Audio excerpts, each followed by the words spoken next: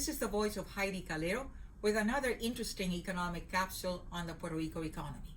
Today, the governor of Puerto Rico announced a new executive order which is going to be in place from December 7th through January 7th, a whole month through 2021. Really, we have to ask ourselves what will be the impact of this new ban on economic activity and on the movement of people in Puerto Rico. So one of the best indicators of the performance of the economy is jobs, it's employment. Let's look in this graph at the first quarter of 2020 compared to the first quarter of 2019. We had gained 9,400 jobs. Then when the lockdown came and everybody was now with this new virus in Q2 2020 compared with Q2 2019, we lost 96,000 jobs. Third quarter of 2020, we lost 68,000 jobs. And in October 2020, that's the latest figures we have compared with October 2019, 64,500 jobs. Let's compare this latest data with the first quarter when Puerto Rico was making gains. Well, the loss is 74,000 jobs. Most of them, 51,300 in services. That includes not only physicians, lawyers, engineers, the restaurants are included here in the sector of services. Hotels, all that is included in that sector. And then 12,800 in this yellow segment, which is trade. That includes the shopping centers, the mega stores, the small stores, the micro stores, all these small supermarkets that are all over the island. These are the small people, the ones that are the family-oriented type establishments. They are suffering the brunt. And notice that thanks to some of the new information available for the analysis of the payroll protection program, which was part of the stimulus package, we have some of the performance or the composition of the micro and small businesses. Where are they really in terms of nice classification economic activity? Well, these micro and small businesses received $649 million out of a budget of $1.9 billion. Where were they concentrated? At the two-digit in health services, in professional services, those are physicians, lawyers, engineers, you name it, architects, and then in retail trade, 17%. So the brunt of this almost 50% of this $649 million in these micro and small businesses were concentrated in these three sectors. Let's look at another more detailed 6 digits of NICs. And these micro and small businesses received $154 million.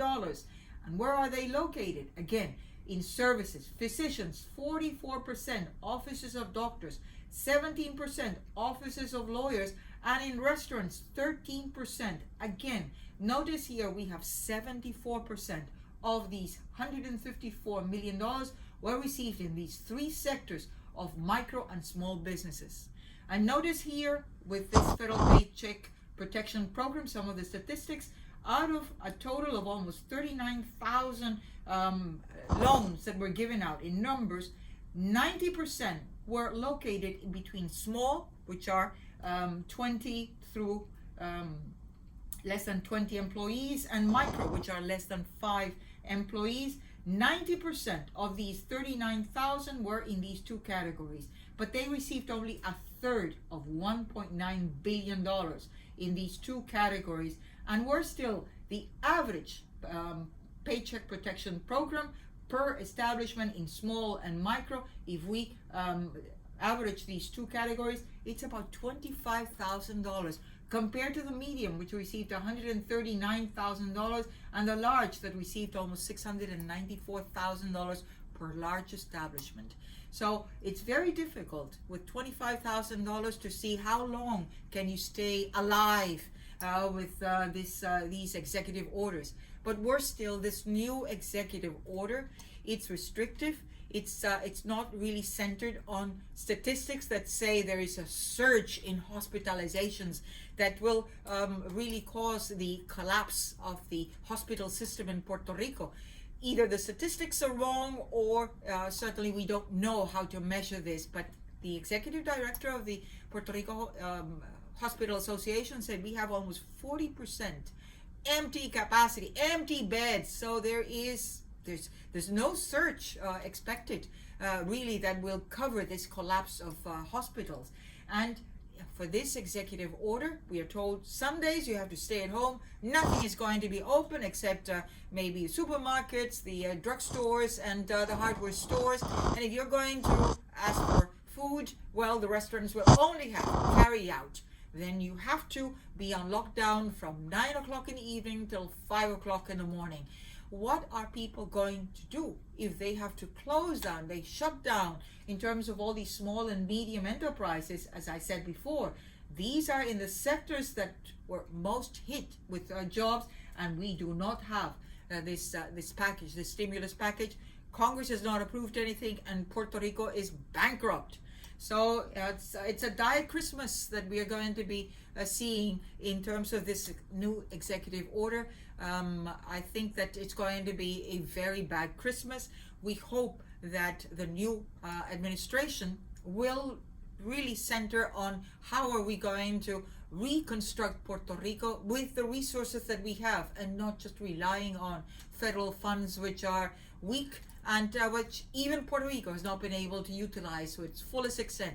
Not even from Hurricane Maria, certainly not from the tremors, and certainly not from Medicare. So until the next capsule, don't forget to subscribe to YouTube, to the voice of Heidie Calero, so that you get new posts on analysis. Until then, stay safe.